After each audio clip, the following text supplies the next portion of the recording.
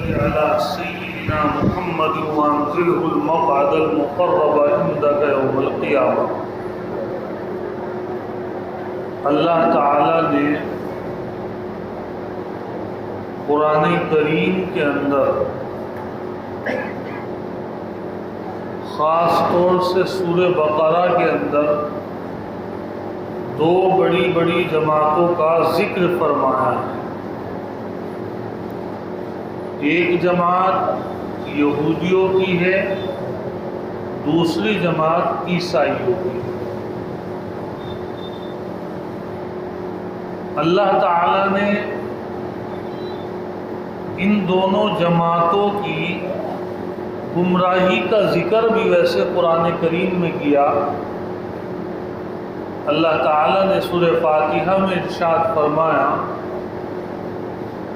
اپنے ایمان والے بندوں کو دعا کی تعلیم دی کہ آپ اللہ سے یہ دعا کرو کہ اللہ ہمیں ان لوگوں کے راستے پر چلا جن لوگوں پر آپ نے انعام اور احسان فرمایا ہے، اور ان لوگوں کے راستے پہ مت چلا جن پر آپ کا غضب نازل ہوا ہے اور جو لوگ گمراہ ہوئے ہیں۔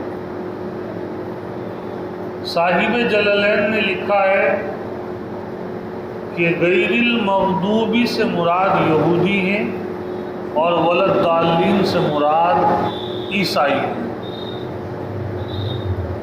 یہودی وہ اللہ کے غضب کے مستحق ہوئے ہیں،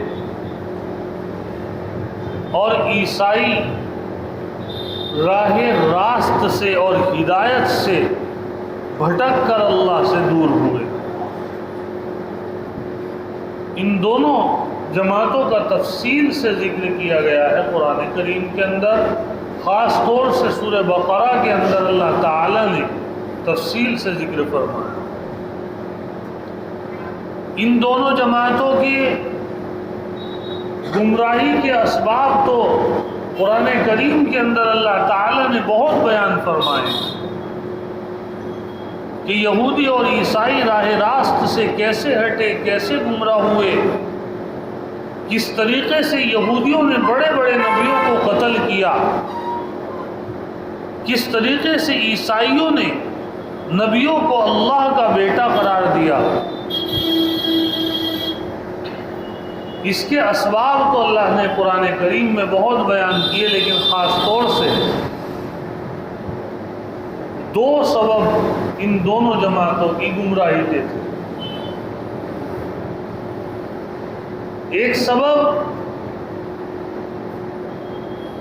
حب جاہ یعنی مرتبے کی محبت، اس مرض کا یہ لوگ شکار ہو گئے، یہودی اور عیسائی۔ یہ لوگ عہدے کی محبت میں گرفتار ہو گئے، مرتبے کے خواہش مند رہنے لگے،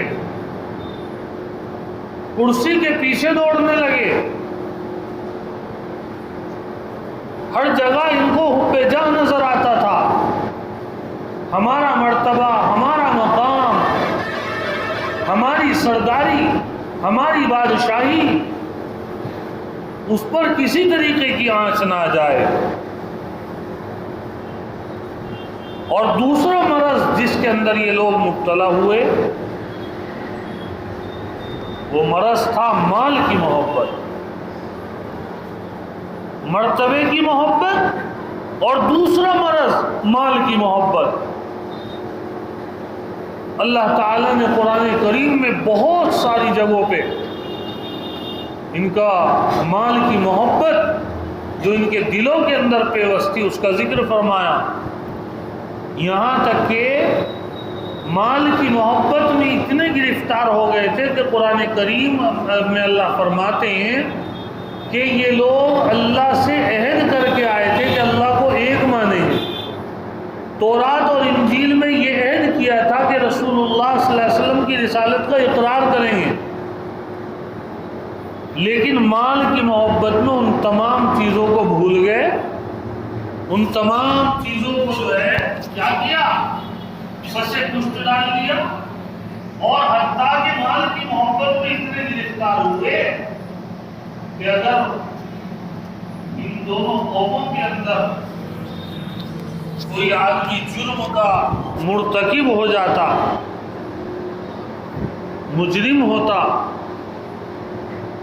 تو اس کو بچانے کے لیے تورات اور انجیل میں جو اللہ نے قوانین لکھے ہیں اس کو بچانے کے لیے اور اس سے پیسے لے کر ان قانونوں کو بدل ڈالتے تھے، مال کی محبت میں اتنے گرفتار ہو۔ اللہ تعالی نے قرآن کریم کے اندر ذکر فرمایا کہ مال کی محبت میں اللہ کے حکم کو بدلا اور پھر جھوٹی قسمیں کھایا کرتے تھے۔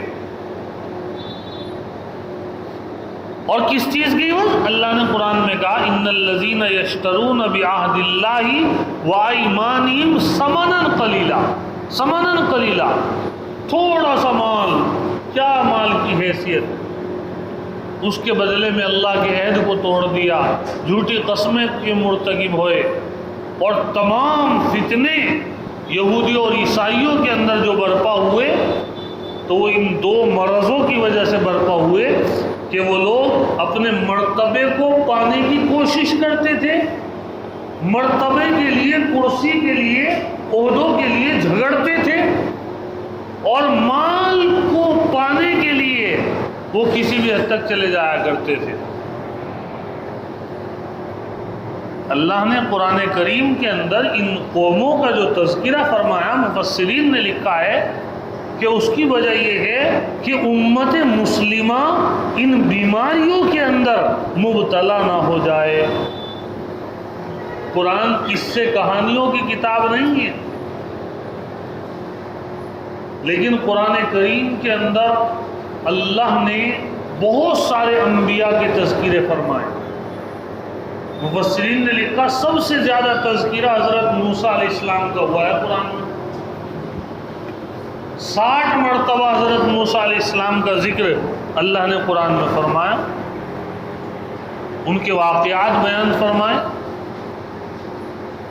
اور حضرت یوسف علیہ السلام تو وہ نبی ہیں کہ جن کے نام سے پوری سورت نازل ہوئی، اور پوری سورت کے اندر صرف حضرت یوسف کا واقعہ بیان کیا گیا۔ یہ کسی اور نبی کو خصوصیت نہیں ملی کہ پورا واقعہ بالترتیب اور بالتفصیل جو بیان کیا ہو سوائے حضرت یوسف علیہ السلام۔ بہت سارے نبیوں کے اللہ نے قرآن میں ذکر فرمایا، اور ان کے واقعات بیان کر کے صرف اللہ ہمیں اور آپ کو یہ بتانا چاہتے ہیں کہ جن کاموں میں وہ مبتلا ہوئے ہیں ان کاموں سے تم کو بچ کے رہنا ہے۔ یہودی اور عیسائی دو بیماریوں میں مبتلا ہوئے، ایک عہدے کی محبت میں اور ایک مال کی محبت میں۔ تم عہدے اور مال کے لیے مت جھگڑنا جس طرح یہودی اور عیسائی جھگڑے، تم اپنے آپ کو بچا کر رکھنا۔ کیسے بچایا جائے گا اپنے آپ کو؟ اللہ تعالی نے قرآن کریم کے اندر مرتبے کی محبت، عہدے کی محبت، مال کی محبت، اس سے کیسے بچا جائے اس کے دو علاج بیان فرمایا۔ ہم دو علاج بتاتے ہیں، اگر تم انہی دو علاجوں پر عمل کر لو گے تو تم جو ہے ان دونوں چیزوں سے بچ جاؤ گے۔ ارشاد ربانی ہے وَاسْتَعِینُوا بِالصَّبْرِ وَالصَّلَاةِ، مدد حاصل کرو صبر کے ذریعے اور نماز کے ذریعے۔ اللہ نے فرمایا دو چیزیں ہیں، مرتبے کی محبت، مال کی محبت۔ فرمایا اب ہم دو علاج بتا رہے ہیں، ایک صبر اور ایک نماز، ایک صبر ایک نماز۔ نماز سے پہلے اللہ نے صبر کو بیان فرمایا، نماز کا ذکر بعد میں کیا، صبر کا ذکر پہلے کر دیا۔ ایسا کیوں کیا؟ نماز تو افضل عبادت ہے، وہ تو صبر سے بھی پہلے ہونی چاہیے تھی، لیکن اللہ نے کیا کیا؟ صبر کا ذکر پہلے کیا علماء نے لکھا ہے کہ اصل میں نماز بغیر صبر کے مکمل نہیں ہو سکتی. جس آدمی کو صبر کرنے کی عادت نہ ہو وہ نماز نہیں پڑھ سکتا، کیونکہ نماز میں بڑا صبر چاہیے. کیسے؟ آپ نے نیت باندھی، آپ بات نہیں کر سکتے، صبر کرنا پڑے گا آپ کو. اگر آپ نے بات کر لی نماز ختم. آپ اپنے سینے کو قبلے سے نہیں گھما سکتے، ایک طرف کھڑا ہونا پڑے گا آپ کو، صبر کرنا پڑے گا. آپ کوئی چیز کھا نہیں سکتے، کوئی چیز پی نہیں سکتے، آپ کوئی اور کام نہیں کر سکتے. تو نماز بغیر صبر کے مکمل نہیں ہو سکتی. اس لیے اللہ نے فرمایا کہ پہلے اپنے اندر صبر کی عادت ڈالو، صبر کی عادت ڈالو. صبر کسے کہتے ہیں؟ مفسرین نے لکھا ہے کہ صبر کی 3 قسمیں ہیں. صبر کی 3 قسمیں ہیں. نمبر 1 صبر علی الطاعات، نمبر 2 صبر عن المعاصی، اور نمبر 3 صبر علی المصائب. یہ 3 قسمیں صبر کی علماء نے لکھی ہیں. صبر کے معنی آتے ہیں اپنے آپ کو کنٹرول میں رکھنا.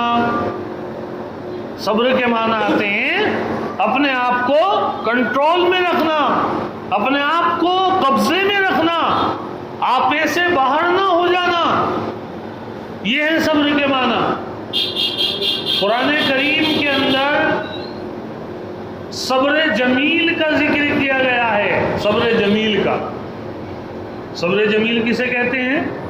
صبر جمیل اس صبر کو کہتے ہیں کہ جیسے ہی کوئی پریشانی آئی، جیسے ہی کوئی پریشانی آئی، بس آدمی فوراً اپنے آپ کو قبضے میں رکھے. اس کا نام صبر نہیں کہ پہلے رو لیے، پیٹ لیے، شکایتیں کر لی، شکوے کر لیے، پھر 5-6 مہینے کے بعد اسی طرح شکوے کرتے ہوئے اب کہہ رہے ہیں کہ بھئی بس اب تو میں صبر کروں گا. اس صبر پہ کوئی اجر نہیں ملے گا. یہ صبر جمیل ہے.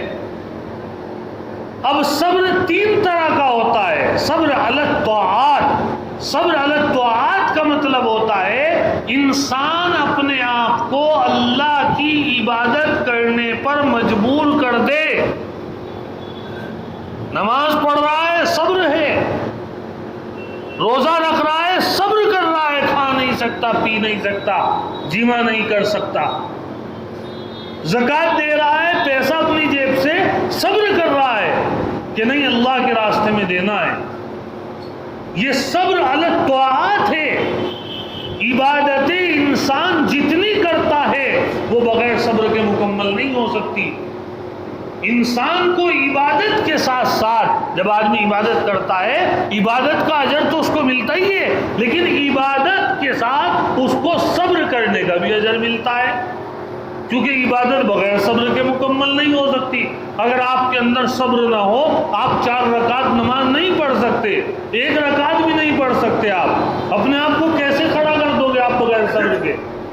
اس لیے علماء نے لکھا ہے کہ صبر علی الطاعات یہ اعلیٰ درجے کا صبر ہے. صبر علی الطاعات، اللہ کی عبادت کرنے پر اپنے آپ کو ہم کنٹرول میں رکھیں، اپنے آپ کو قبضے میں رکھیں. جن لوگوں کو صبر حاصل نہیں ہوتا وہ مسجد کے اندر آ کر 2 رکعت نہیں پڑھ سکتے. اللہ قرآن میں کہہ رہے ہیں کہ نماز تو بہت بڑی بھاری چیز ہے. جن کے دلوں میں ڈر ہے ان کے لیے آسان ہے، باقی سب کے لیے بڑی ہے. دیکھ لو، پوچھ لو جو لوگ نماز نہیں پڑھتے کتنا بڑا مسئلہ لگتا ہے ان کو نماز پڑھنا، اور جو نماز پڑھتے ہیں ان کو بغیر نماز کے چین نہیں آتی. دوسرے نمبر کا صبر ہے صبر عن المعاصی. انسان اپنے آپ کو گناہوں سے روک کر رکھے، صبر کرے. صبر گناہوں سے روک کر رکھے. دل کر رہا ہے اپنی نفس کی خواہش پورے کرنے کا، دل کر رہا ہے گناہ کرنے کا، سارے اسباب موجود ہیں گناہ کے، لیکن اپنے آپ کو روک رکھا ہے. بالکل ایک قدم بھی گناہ کی طرف آگے نہیں بڑھ رہا ہے. انسان جس طریقے سے عبادت بغیر صبر کے نہیں کر سکتا، اسی طریقے سے بغیر صبر کے گناہ سے بھی نہیں بچ سکتا، اس کو صبر بھی چاہیے۔ گناہوں سے بچنے کے لیے اپنے آپ کو کنٹرول رکھے۔ جو آدمی بے صبرہ ہو جاتا ہے وہ گناہ میں مبتلا ہو جاتا ہے، اللہ کی نافرمانی میں مبتلا ہو جاتا ہے، اس پر رکا نہیں جاتا۔ غیر محرم کو دیکھنے کی بات آئی، سامنے سے کوئی لڑکی آ رہی ہے، اگر صبر ہوگا نگاہ نیچے کر لے گا، اور اگر صبر نہیں ہوگا تو اس کو دیکھ لے گا، منع کر لے گا۔ اس لیے علماء نے لکھا ہے کہ عبادت کے لیے بھی صبر چاہیے اور گناہوں سے بچنے کے لیے بھی صبر چاہیے۔ ان دو صبروں کا ہمیں خیال نہیں آتا۔ ایک تیسرا صبر اور ہے، وہ ہے صبر علی المصائب، مصیبتوں پر صبر کرے۔ اللہ نے قرآن کریم میں اللہ یہ فرماتے ہیں، احسب الناس ان یترکوا ان یقولوا آمنا وهم لا یفتنون وَلَقَدْ فَتَنَّ الَّذِينَ مِن قَبْلِهِمْ فَلَا يَعْلَمَنَّ اللَّهُ الَّذِينَ صَدَقُوا وَلَا يَعْلَمَنَّ الْكَاذِبِينَ۔ کیا تمہارا خیال یہ ہے کہ تم صرف اتنا کہہ دو لا الہ الا اللہ محمد الرسول اللہ اور تم سیدھے جنت میں چلے جاؤ گے، اور تمہیں ہم آزمائیں گے نہیں، تمہارے اوپر مصیبتیں نہیں بھیجیں گے، تمہارے اوپر پریشانیاں نہیں بھیجیں گے؟ ہمارا یہ معاملہ اور عادت نہیں ہے۔ ہماری عادت یہ ہے جو تم سے پہلے گزرے ہیں ان کو بھی ہم نے مصیبتوں میں مبتلا کیا ہے، اور یہ مصیبتیں اس لیے آتی ہیں تاکہ ہمیں یہ پتہ لگ جائے کہ کون اس دعوے میں پکا ہے کہ میں اللہ کو نافع اور ضار مانتا ہوں، اللہ ہی نفع دینے والا، اللہ ہی مصیبت دینے والا، اور کون جھوٹا ہے۔ جو آدمی دعوے میں پکا ہوگا کہ بھائی مصیبتیں بھی اللہ بھیجتے ہیں، راحتیں بھی اللہ بھیجتے ہیں، تو وہ آدمی بے صبری نہیں کرے گا، بلکہ وہ تو اللہ کے ہر فیصلے پہ اپنی گردن جھکا دے گا۔ اس لیے اللہ نے قرآن میں فرمایا افحسبتم انما خلقناکم عبثا، کیا تم خیال کرتے ہو کہ تمہیں ہم نے بیکار پیدا کر دیا؟ تمہارے سے کام لینا ہے، اور اس کام لیتے وقت تمہیں بہت سی رکاوٹیں آئیں گی۔ اللہ نے قرآن کریم کے اندر ایک جگہ ارشاد فرمایا، وہ رکاوٹیں کیا ہیں؟ وَلَنَبْلُوَنَّكُمْ بِشَيْءٍ مِّنَ الْخَوْفِ، اللہ کہہ رہے ہیں کہ زندگی کے اندر کبھی تمہیں خوف پیدا ہو جائے گا۔ خوف کیا چیز ہے؟ حکیم الامت حضرت مولانا اشرف علی تھانوی رحمۃ اللہ علیہ نے تفسیر بیان القرآن میں لکھا ہے کہ خوف سے مراد ہے کہ تمہارے خلاف مخالفین کا ہجوم پیدا ہو جائے گا، تم حق پر ہوں گے اس کے باوجود تمہاری مخالفت کی جائے گی، تمہارے دل میں اس کا ڈر پیدا ہوگا، اور اس ڈر میں تمہاری آزمائش ہے۔ مخالفین کا پیدا ہو جانا یہ اس بات کی دلیل نہیں ہوتا کہ انسان برا ہے، ورنہ نبی علیہ السلام سے زیادہ کسی کے مخالف پیدا نہیں ہوئے۔ اللہ قرآن میں کہہ رہے ہیں تمہارے مخالف پیدا کر کے ہم تمہارے کردار کو، تمہارے اخلاق کو، تمہارے اعمال کو، تمہارے ایمان کو، تمہارے افعال کو، سب چیزوں کو آزمائیں گے۔ والجوع، تمہیں بھوکا رکھ کر آزمائیں گے۔ تم دیکھو گے کہ تمہارے سامنے والا، تمہارا پڑوسی، تمہارا رشتہ دار، تمہارا دوست احباب، اس کے پاس مال کے خزانے کے ڈھیر لگے پڑے ہیں، اور تمہاری حالت یہ ہے کہ تمہارے پاس پہننے کے لیے کپڑا نہیں، کھانے کے لیے ٹکڑا نہیں، سونے کے لیے چھت نہیں ہے کہ جس چھت کے نیچے آپ سو جائیں۔ آپ کی حالت یہ ہے، اس وقت اللہ تمہیں آزمائیں گے۔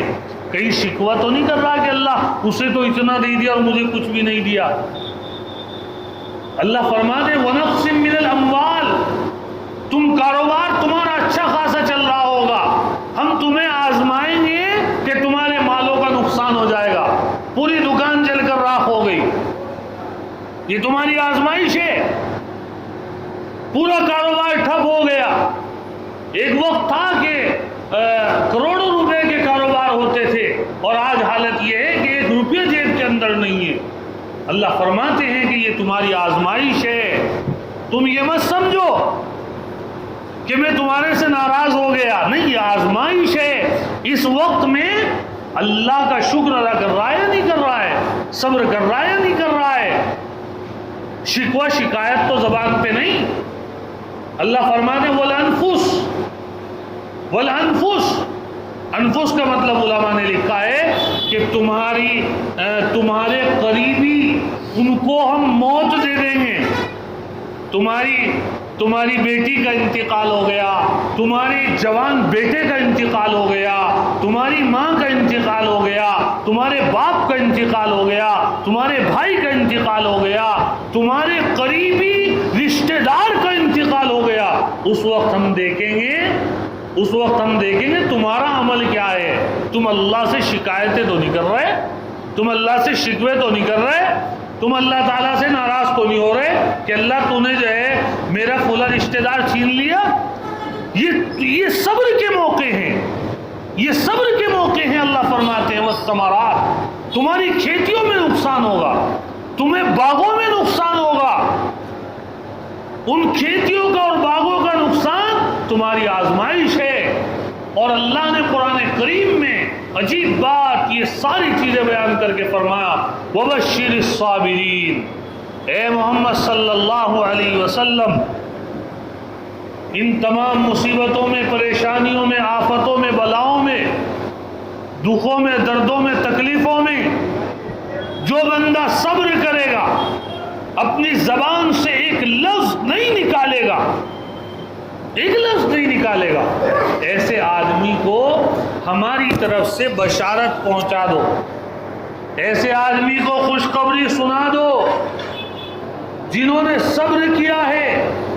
اور اللہ فرماتے ہیں کہ جب ان کو یہ پریشانی آئی, مصیبتیں آئیں, اور مصیبتیں آنے کے بعد انہوں نے صبر کیا, اور صبر کے وقت وہ ایک جملہ پڑھتے رہے.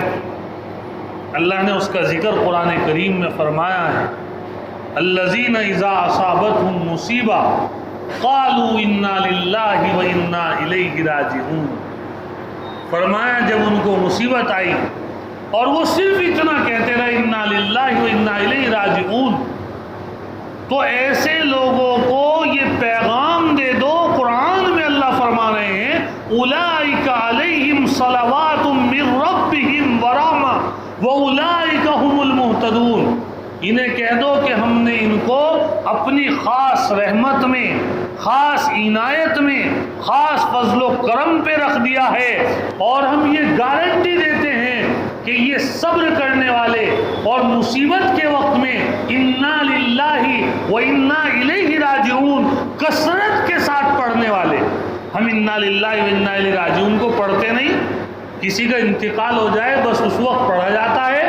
حالانکہ انا للہ و انا الیہ راجعون یہ وہ دعا ہے کہ اگر بندہ پریشانی کے وقت میں, مصیبت کے وقت میں, بیماری کے وقت میں, آفت کے وقت میں, تکلیف کے وقت میں انا للہ و انا الیہ راجعون کثرت سے پڑھے, اللہ تعالیٰ اس کے دل کو سکون عطا فرمائے, اس کو زبردست اجر دیا جاتا ہے, اس کی پریشانی کا اس کو نعمت بدل دیا جاتا ہے, اس کی مصیبت کو سہولت میں تبدیل کر دیا جاتا ہے, بیماری کو صحت میں بدل دیا جاتا ہے. اگر کوئی آدمی انا للہ و انا الیہ راجعون کی کثرت کرتا ہے اور اس کو جو ہے بہت لگن کے ساتھ, توجہ کے ساتھ پڑھتا ہے. اور اللہ نے قرآن کریم کے اندر ارشاد فرمایا وَأُولَئِكَ هُمُ الْمُهْتَدُونَ. یہ بہت بڑی خوشخبری ہے, یہ اتنی بڑی خوشخبری ہے, یہ اتنی بڑی خوشخبری ہے کہ اللہ تعالیٰ نے قرآن میں یہ کہہ دیا کہ یہ لوگ ہدایت پر رہیں گے. اللہ تعالیٰ ہم سب کو صبر کرنے کی توفیق عطا فرمائے اور صبر کے ساتھ زندگی گزارنے کی توفیق عطا فرمائے. وآخر دعوانا الحمدللہ.